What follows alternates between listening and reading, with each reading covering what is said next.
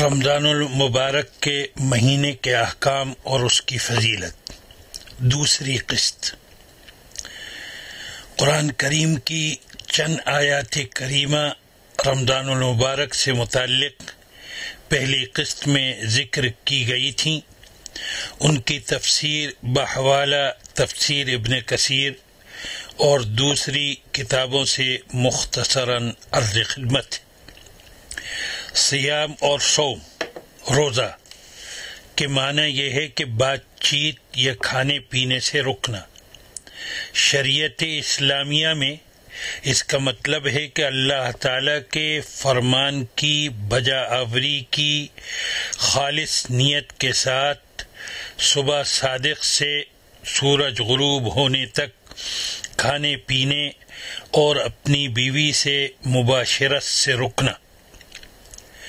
روزوں کا فائدہ یہ ہے کہ انسان کا نفس پاک، صاف اور طیب و طاہر ہو، بری عادات و اطوار سے پاکیزگی اور شیطانی راہ سے روک ہو۔ دوسری امتوں پر بھی اللہ تعالیٰ نے روزے فرض فرمائے تھے۔ کہا جاتا ہے کہ نوح علیہ السلام کے زمانے سے ہر مہینے میں 3 روزوں کا حکم تھا، اور اس سلسلے میں دوسرے اقوال بھی ملتے ہیں۔ رمضان المبارک کے مہینے کے روزوں کے سلسلے میں مختصراً عرض ہے کہ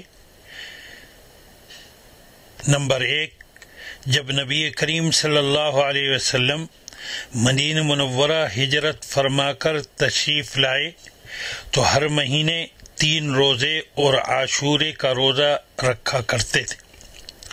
پھر اللہ تعالی نے یا ایھا الذین آمنوا کتب علیکم الصیام یا ایھا الذین آمنوا کتب علیکم الصیام، اے ایمان والوں تم پر روزے فرض کیے گئے، نازل فرما کر رمضان المبارک کے مہینے کے روزے فرض فرمائے۔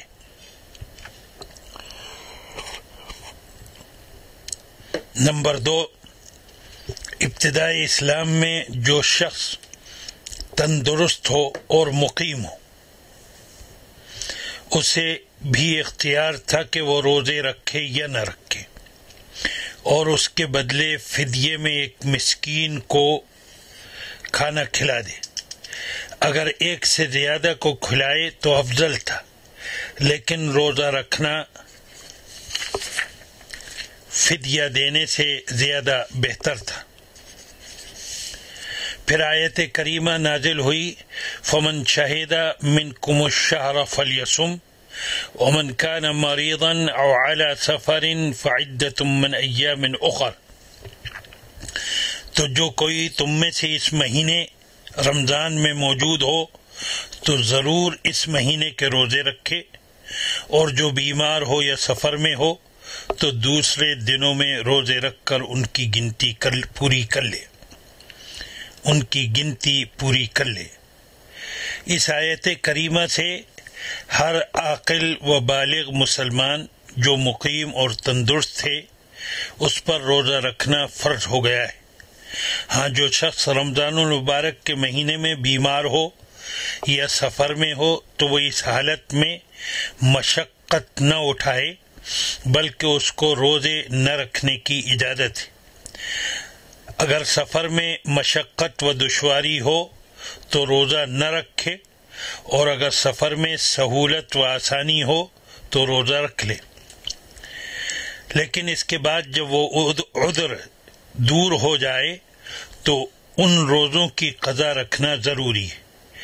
اب فدیے کا اختیار صرف ایسے بوڑھے اور کمزور شخص کو ہے جو روزے رکھنے کی طاقت نہیں رکھتا ہو، اسے اجازت دی گئی ہے کہ وہ روزے نہیں رکھے، اور نہ ہی اس پر ان روزوں کی قضا ضروری ہے۔ لیکن اگر وہ مالدار ہے تو وہ ان روزوں کے بدلے میں فدیہ دے۔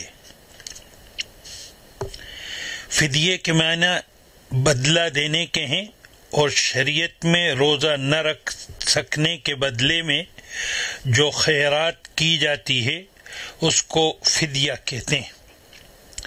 ایک روزے کے بدلے میں ایک محتاج کو اتنا غلہ دیا جائے جتنا غلہ صدقہ فطر میں دیا جاتا ہے، یا اس کی قیمت دے دی جائے، یا ایک روزے کے بدلے میں ایک محتاج کو دونوں وقت پیٹ بھر کر کھانا کھلایا جائے تو اس سے بھی ادا ہو جائے گا۔ فدیہ دینے میں غریبوں اور محتاجوں کا خیال رکھا جائے گا، اور جہاں وہ بوڑھا اور بیمار شخص خود ہے وہاں کی قیمت اور کھانے کا اعتبار کیا جائے گا۔ مثلا جاپان میں لنچ باکس بہت سستا ملتا ہے، عام ریسٹورنٹ میں کھانا کھایا جاتا ہے تو اس کی قیمت کچھ اور ہوتی ہے، اور اچھے ریسٹورنٹ میں کھانا کھایا جاتا ہے تو وہاں کا کھانا بہت مہنگا ہوتا ہے۔ دین اسلام میں درمیانی راستے کو بہتر بتایا گیا ہے۔ فدیہ جہاں بھی ضرورت مند ہو وہاں ادا کیا جا سکتا ہے۔ فدیہ جہاں بھی ضرورت مند ہو وہاں ادا کیا جا سکتا ہے۔ فدیہ ادا کرنے کے بعد کسی بوڑھے میں روزے رکھنے کی طاقت آ گئی یا کوئی بیمار تندرست ہو گیا تو اس کو چھوٹے ہوئے تمام روزوں کی قضا رکھنا ضروری ہے۔ اس نے جو فدیہ دیا ہے اس کا ثواب اس کو الگ ملے گا انشاءاللہ۔ جس پر فدیہ ہے اس کو چاہیے کہ جلد از جلد رمضان المبارک کے مہینے میں ادا کر دے، کیونکہ موت کا وقت کسی کو معلوم نہیں ہے۔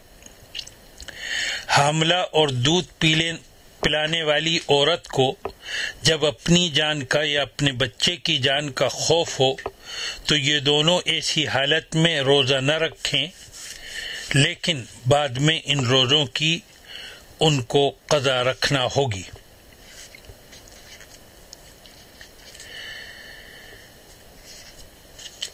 نمبر 3، ابتدائی اسلام میں کھانا پینا اور اپنی بیوی سے خواہش کو پورا کرنا رات میں سونے سے پہلے جائز تھا۔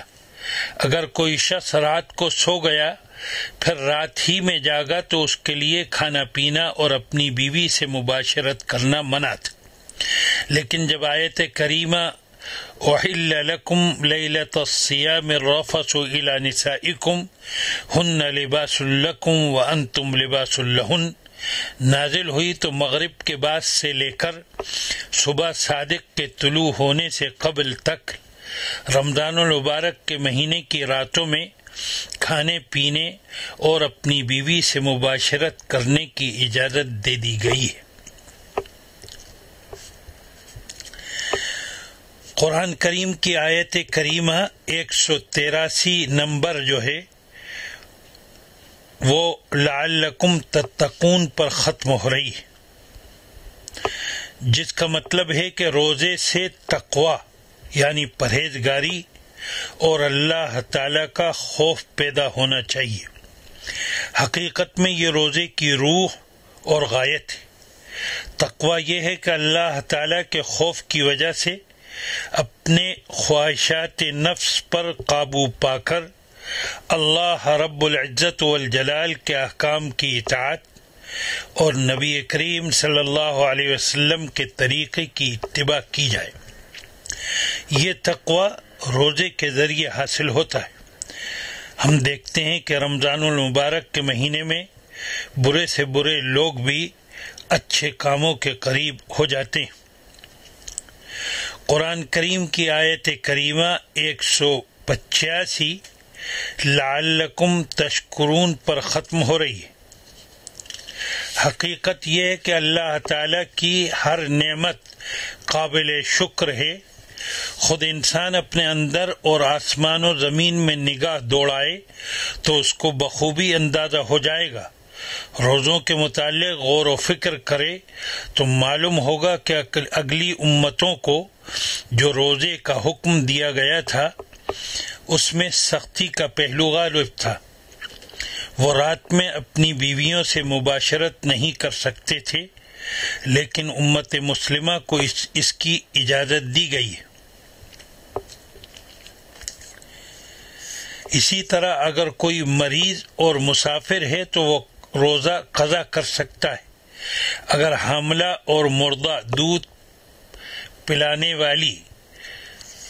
پلانے والی عورت کو دشواری ہو تو وہ بھی روزہ قضا کر سکتی ہے۔ اگر بہت ضعیف و کمزور شخص ہے تو اس کو روزہ نہ رکھنے کی اجازت ہے، جس کے بدلے میں فدیہ ہے۔ رمضان المبارک کے مہینے میں واقعی اللہ تعالیٰ کی عظمت، بڑائی اور شکر گزاری کا جذبہ پیدا ہوتا ہے۔ ہم روزانہ کھانا کھاتے ہیں اور پانی پیتے ہیں، مگر کھانے اور پانی کی جو قدر اور لذت روزے دار کو روزہ افطار کرتے وقت معلوم ہوتی ہے وہ دوسرے کو نہیں معلوم ہو سکتی ہے۔ کھانے کا ایک لقمہ اور پانی کا ایک قطرہ جب حلق کے نیچے اترتا ہے تو یہ اللہ تعالیٰ کی اتنی بڑی نعمت معلوم ہوتی ہے کہ گویا اس سے پہلے وہ اس کی لذت جانتا ہی نہیں تھا۔ حدیث شریف میں وارد ہے، عن ابی ہریرہ رضی اللہ عنہ قال قال رسول اللہ صلی اللہ علیہ وسلم للصائم فرحة حين يفطر وفرحة حين يلقى ربه۔ یہ ترمذی کی حدیث 697 نمبر ہے۔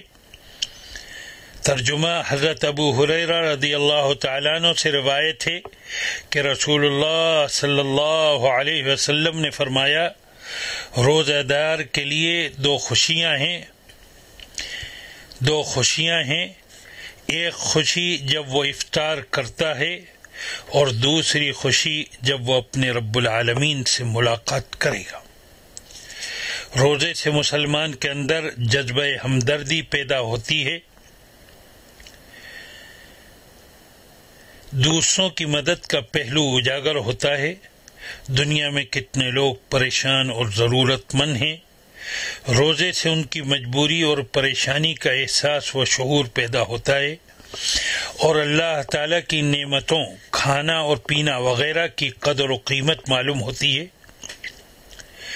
غیر مسلموں کے سامنے اس پہلو کو بیان کیا جائے تو وہ لوگ بہت زیادہ متاثر ہوتے ہیں اور ان کے سامنے دین اسلام کی عظمت اور انسانی بھائی چارگی کا پہلو اجاگر ہوتا ہے۔ شکر گزاری کا سب سے بڑا پہلو یہ بھی ہے کہ اللہ تعالیٰ نے قرآن کریم جیسی نعمت اسی مہینے میں عطا فرمائی جو ہماری مادی زندگی کے لیے مجموعہ ہدایت ہے اور روحانی زندگی کے لیے نسخہ کیمیا بھی ہے۔ غرض روزے سے مسلمان کے اندر تقوی اور جذبہ شکر پیدا ہوتا ہے جو کہ روزے کی سب سے بڑی فضیلت ہے۔ انشاءاللہ یہ موضوع جاری رہے گا۔ شکریہ۔